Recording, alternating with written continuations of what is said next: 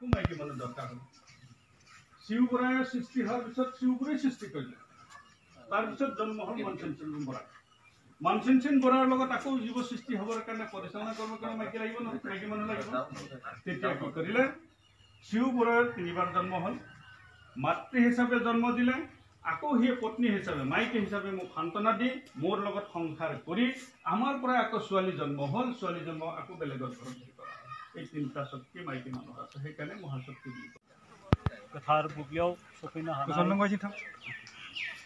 Vishwanath district बाथौ महासभानि आफादगिरिजों लोगोसे लेङाइ नेहाथारि आरो विश्वनाथ आंचलिक बाथौ महासभानि आफादगिरि आरो लोगोसे जोंनि आसारि देउरि बिथांमोन आं विश्वनाथ आंचलिकनि जानानै दिनै नैबे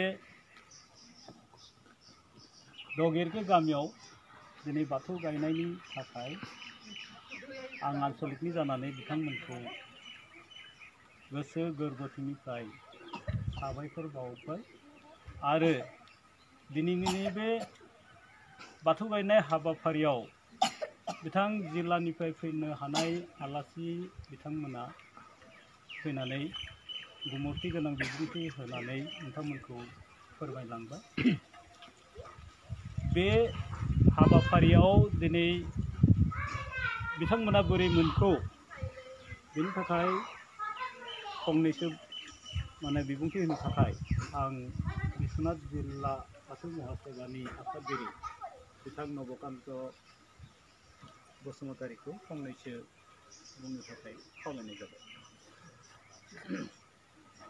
खुलुमबाय गिबियावनो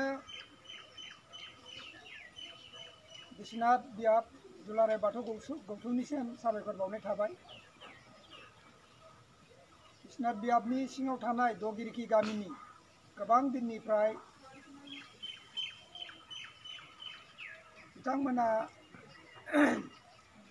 जोंनि दुलाराय बाथौ गौथुमाव साबमिट जायाखैमोन। थिग दिनै नगर गौतमनि सिङाव थानाय दगिरखि गामिया गासैबो साबमिट जाबाय बियाबजों साबमिट जाबाय जिल्ला आफादजों साबमिट जानाय जाहैबाय। बिथांमोननिसिम रोजा रोजा साबायखर बावनाय थादों। मानो होनबा गोबां दिननिफ्राय बिथांमोना साबमिट जायाखैमोन। दिनै बियाबनि गासै दैदेनगिरिफोरा बिथांमोना गोबां हायाखैबाबो COVID-19नि गेजेरजोंबाबो गेसेंहैबाबो सिजौ गायनानै बाथौ दुमनानै होदों। आरजनि गेजेरजों गामिनि गासैबो रायजोफोर माइनावफोर लाइमोनस्रि ज' जानानै गोथारै दिनै खामानिखौ मावफुंजोबनो हानायखाय गामिखौ साबायखर बावनाय थाबाय बियाबखौ साबायखर बावनाय थाबाय। जिल्लानि जानानै आङो फंनैसो रायजोनि सिगाङाव बुंथिनानै होनाय जाबाय। गोजोन्थों। जय जाथों दे।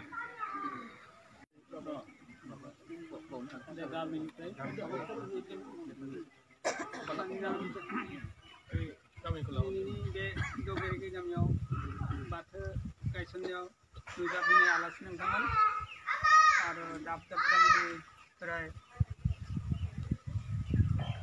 फैनाय आसारि आरो रिंगि दामसा लाबोनाय आइजोमोन नोंथांमोना बे COVID-19 थानायावबो जोंनि गामिखौ बेबायदि मदद होफैबाय। बेनि थाखाय आं नोंथांमोनखौ रोजा रोजा साबायखर बावदों। मानो होनब्ला इयुनावबो जिखिनि खामानि दङ बे खामानिफोरावबो नोंथांमोननिफ्राय हेफाजाब मोनगोन होननानै आं आसा खालामबाय। बेसांखौनो बुंनानै आंनि बुंनांगौखौ आं फोजोबनाय जाबाय। जय जाथों।